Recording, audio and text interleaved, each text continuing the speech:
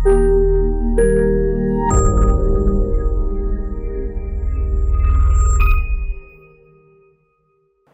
నేను doctor Deepak Koppaka, senior consultant medical oncologist, kaizen haematology oncology network, care hospitals, Hyderabad.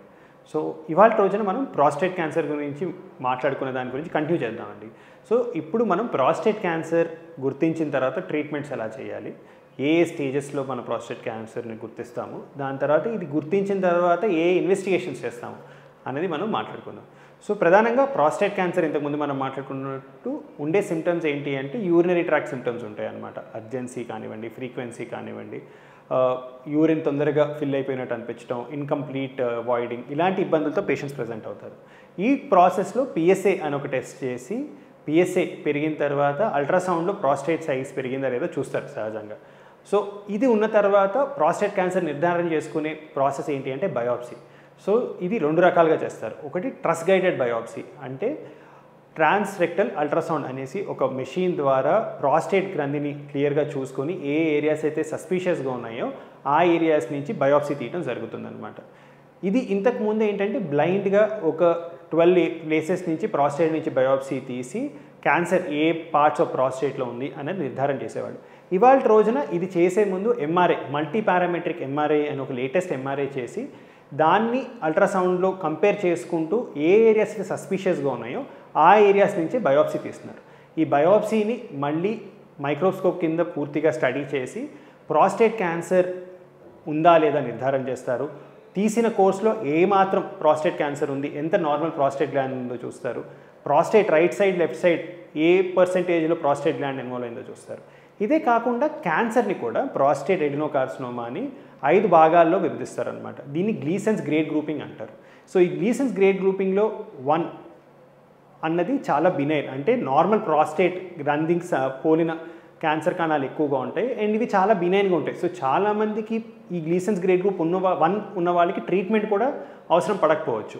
గ్లీసన్స్ grade group 2 అంటే score 3+4 వస్తుంది. అలాగే గ్లీసన్స్ group 3, 4, 5 అని ఉంటాయి అన్నమాట. ఇవి కొంచెం అగ్రెసివ్గా బిహేవ్ చేసే ప్రాస్టేట్ క్యాన్సర్స్ అనమాట. సో ఒకసారి ఈ ఇన్ఫర్మేషన్ వచ్చిన తర్వాత నెక్స్ట్ మనం చేయాల్సింది ప్రాస్టేట్ క్యాన్సర్ ఎంత స్ప్రెడ్ అయింది అని. సో ఇంతకుముందు మనం చేసిన ఎంఆర్ఐ స్కాన్లో మనకి ప్రాస్టేట్ ఎంతవరకు ఇన్వాల్వ్ అయింది, దీంట్లో చాలా వరకు ఇన్ఫర్మేషన్ వస్తుందన్నమాట. ఇది కాకుండా బాడీలో వేరే ఏరియాస్కి ప్రాస్టేట్ క్యాన్సర్ స్ప్రెడ్ అయిందా అని తెలుసుకోవడానికి పిఎస్ఎంఏ పెట్ స్కాన్ అని చేస్తాం. సో ఇది నార్మల్గా చేసే పెట్ స్కాన్కి కొంచెం భిన్నంగా ఉంటుంది. నార్మల్గా యూజ్ చేసే పెట్ స్కాన్ పేరు ఎఫ్డీజీ పెట్ స్కాన్, కానీ ప్రాస్టేట్ క్యాన్సర్లో మాత్రం ఈ పిఎస్ఎంఏ ప్రాస్టేట్ స్పెసిఫిక్ మెంబ్రెయిన్ యాంటీజెన్ అని ఒక కొత్త రకమైన పెట్ స్కాన్ యూజ్ చేస్తాం అనమాట. ఈ పెట్ స్కాన్ చేయటం వల్ల బాడీలో ప్రాస్టేట్ క్యాన్సర్ కణాలు వేరే అవయవాలకి స్ప్రెడ్ అయ్యాయా లేదా మనకి తెలుస్తుంది. సో ఈ ఇన్ఫర్మేషన్తో పాటు మనం ఇంతకుముందు మనం మాట్లాడుకుంటే ప్రాస్టేట్ క్యాన్సర్ అనేది పెద్దవాళ్ళలో ఎక్కువగా చూస్తూ ఉంటాం. ఎక్కువగా 60-70 ఇయర్స్ పై పడిన వాళ్ళు ఈ ఏజ్ గ్రూప్లో ఎక్కువగా చూస్తూ ఉంటాం. సో దీనివల్ల అసలు వీళ్ళకి వేరే కోమార్బిడిటీస్ వల్ల ప్రాణహాని ఎంత ఉంది ఇది తెలుసుకొని దాన్ని బట్టి ట్రీట్మెంట్స్ డిసైడ్ చేస్తాం. వేరే క్యాన్సర్స్లా కాదండి. ప్రాస్టేట్ క్యాన్సర్ ఉండే ప్రత్యేకత ఏంటంటే నిజంగా ప్రాస్టేట్ క్యాన్సర్ పెరిగి దానివల్ల ప్రాణాపాయం స్థితికి వెళ్ళే ఛాన్సెస్ చాలా చాలా తక్కువ. ప్రాస్టేట్ క్యాన్సర్ అనేది చాలా స్లో గ్రోయింగ్ డిసీజ్. సో దీంట్లో ఏంటంటే ట్రీట్మెంట్ అవసరం ఉందా లేదా అనే డెసిషన్ తీసుకునే ముందు అసలు ఒక పేషెంట్, సగటు పేషెంట్ తనకున్న వేరే కోమార్బిడిటీస్ అంటే హైపర్ టెన్షన్ కానివ్వచ్చు, డయాబెటీస్ కావచ్చు, ఆర్ కొరనరీ ఆర్టరీ డిసీజ్ హార్ట్కి సంబంధించిన ప్రాబ్లం కానీ, స్ట్రోక్ ఆర్ సివిఏ లాంటి వేరే కోమార్బిడిటీస్ వల్ల వాళ్ళ లైఫ్ లిమిట్ అవుతుందా అనేది క్యాలిక్యులేట్ చేస్తాం అనమాట. దీనికోసం సర్వైవర్ చార్ట్స్ అని ఉంటాయి. ఆ చార్ట్స్ యూస్ చేసుకొని అసలు ఈ పలానా పేషెంట్ క్యాన్సర్ కాకుండా వేరే కొమార్బిడిటీస్ వల్ల కూడా అసలు ఎంత లైఫ్ ఎక్స్పెక్టెన్సీ ఉందో క్యాలిక్యులేట్ చేసి వాళ్ళ లైఫ్ ఎక్స్పెక్టెన్సీ 10 ఇయర్స్ పైబడి ఉంటేనే ట్రీట్మెంట్ గురించి అసలు కన్సిడరేషన్లో తీసుకుంటాం అనమాట. వాళ్ళ లైఫ్ ఎక్స్పెక్టెన్సీ కనుక 5 to 10 years or less than 5 years ఉంటే మనం వేరే ఫ్యాక్టర్స్ని కన్సిడరేషన్లో తీసుకుని, అంటే ఎంత అగ్రెసివ్గా బిహేవ్ చేస్తుంది, బాడీలో ఏ ఆర్గన్స్ ఎఫెక్ట్ అయ్యాయి, అసలు ఎక్కడికి స్ప్రెడ్ ఉందా లేదా, ఈ ఫ్యాక్టర్స్ అన్ని కన్సిడరేషన్లో తీసుకొని మాత్రమే ట్రీట్మెంట్ చేస్తాం అనమాట. సో ట్రీట్మెంట్ చేసేటప్పుడు మనం గుర్తుపెట్టుకోవాల్సింది ఏంటంటే ప్రాస్టేట్ క్యాన్సర్ అనేది ప్రిడామినెంట్గా 3 భాగాల్లో మనం విభజించవచ్చు అనమాట. ఎర్లీ ప్రాస్టేట్ క్యాన్సర్ అంటే ప్రాస్టేట్ గ్రంథి వరకే క్యాన్సర్ లిమిట్ అయి ఉండటం.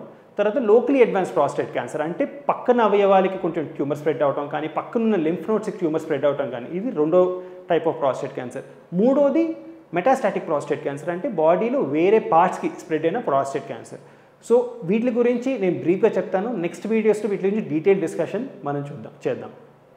So first early or localize prostate cancer. So prostate గ్రంథి వరకే క్యాన్సర్ కనుక లిమిట్ అయితే వీళ్ళలో ప్రధానంగా 3 రకాలుగా ట్రీట్మెంట్స్ ఉంటాయండి. ఒకటి యాక్టివ్ సర్వైలెన్స్, అంటే ఏమీ చేయకుండా అసలు క్యాన్సర్ ఎలా ఇవాల్వ్ అవుతుంది, క్యాన్సర్ బిహేవియర్ ఎలా ఉంది. సో ఇంతకుముందు మనం చెప్పినట్టు ప్రాస్టేట్ క్యాన్సర్ అనేది వేరే క్యాన్సర్ కంటే భిన్నంగా ఎందుకు ఉంటుందంటే చాలా స్లోగా పెరుగుతుంది అనమాట. సో ఈ యాక్టివ్ సర్వైలెన్స్ అన్నది దీన్ని టెస్ట్ చేస్తుంది. క్యాన్సర్ ఎంత ఫాస్ట్గా పెరుగుతుంది, క్యాన్సర్ అగ్రెసివ్నెస్ ఎలా ఉంది చూసుకొని రెగ్యులర్గా పేషెంట్కి సంవత్సరానికి ఒకసారి ఎంఆర్ఐ, మల్టీపారామెట్రిక్ ఎంఆర్ఐ చేసుకుంటూ, అవసరమైతే మళ్ళీ బయాప్సీస్ చేసుకుంటూ బిహేవియర్ మారిందా లేదా చెక్ చేసుకుంటూ పేషెంట్స్కి ఎటువంటి ట్రీట్మెంట్ చేయకుండా అబ్జర్వేషన్లో కూడా ఉంచే అవకాశం ఉంది. చాలా తక్కువ క్యాన్సర్లో ఇది వీలు పడుతుంది. దాంట్లో ప్రధానంగా ఇది ప్రాస్టేట్ క్యాన్సర్లో ఎక్కువగా చూస్తూ ఉంటాం. సో ఏ ట్రీట్మెంట్ చేయకుండా డిసీజ్ బిహేవియర్ని మనం స్టడీ చేస్తాం. రెండోది వచ్చేసి ఏంటంటే సర్జరీ. సో ప్రధానంగా ప్రాస్టేట్ గ్రంథి వరకే ట్యూమర్ లిమిట్ అయి ఉంటే రోబోటిక్ ప్రాస్టెక్టమీ అన్నది ఇవాళ రోజున స్టాండర్డ్ అనమాట. ఇలాంటి ట్రీట్మెంట్స్ చేస్తాం. కొంతమందికి వేరే కోమార్బిడిటీస్ ఆర్ హార్ట్ ప్రాబ్లం కానీ డయాబెటీస్ కానీ ఇలాంటివి ఉండి పేషెంట్ సర్జరీకి వీలు పడని పరిస్థితుల్లో రేడియేషన్ కూడా ఈక్వలెంట్ రిజల్ట్స్ ఇవ్వడం చూస్తూ ఉంటాం అనమాట.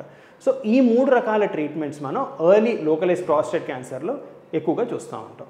నెక్స్ట్ వచ్చేసి లోకలీ అడ్వాన్స్ ప్రాస్టేట్ క్యాన్సర్. దీంట్లో ప్రాస్టేట్ గ్రంథి బయటకి రోగం పాకటం, అంటే పక్కనున్న సెమినల్ వెసికల్స్ ఆర్ పక్కనున్న అవయవాల వరకు కొంచెం ట్యూమర్ సైజ్ పెరిగి ఇన్వాల్వ్ అవ్వడం.